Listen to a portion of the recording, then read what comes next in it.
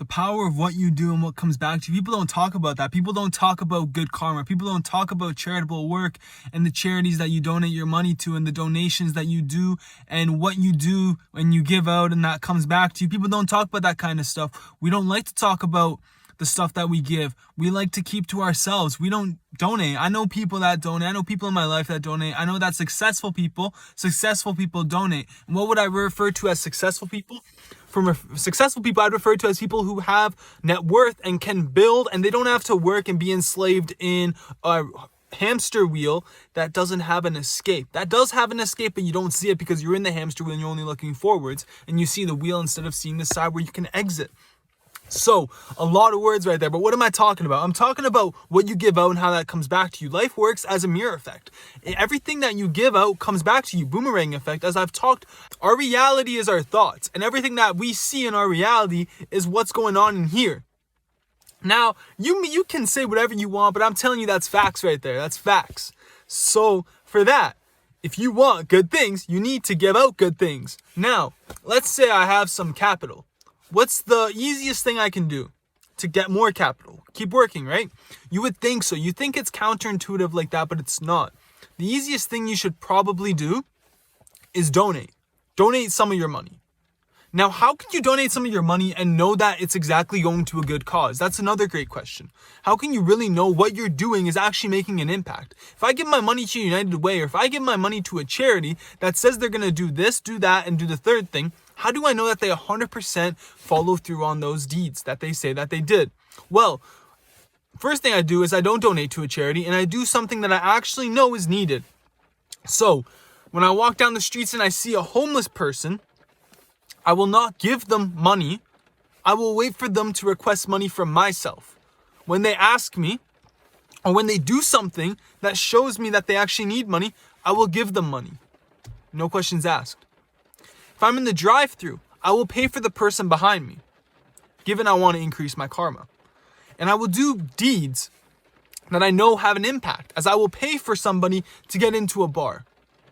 I will buy something for somebody that I know cannot afford it.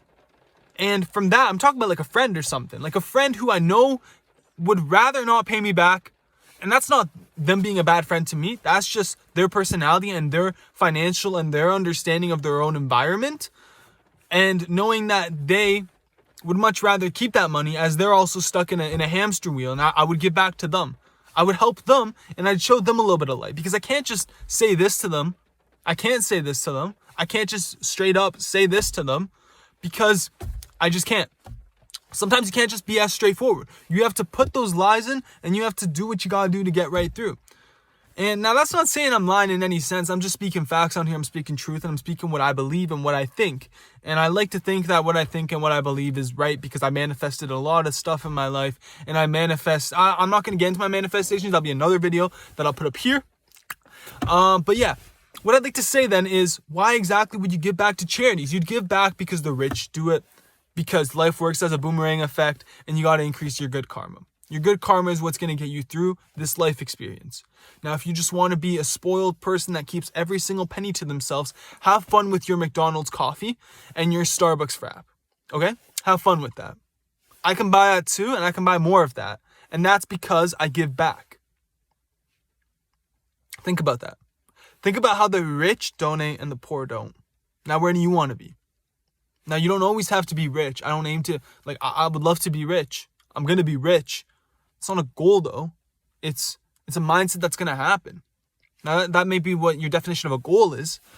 But in the sense that if people who are getting places are doing it, people who you don't interact with on the daily, people who actually have stuff figured out to a greater degree than yourself are doing something, why would you not do it if you knew that it could get you to that place?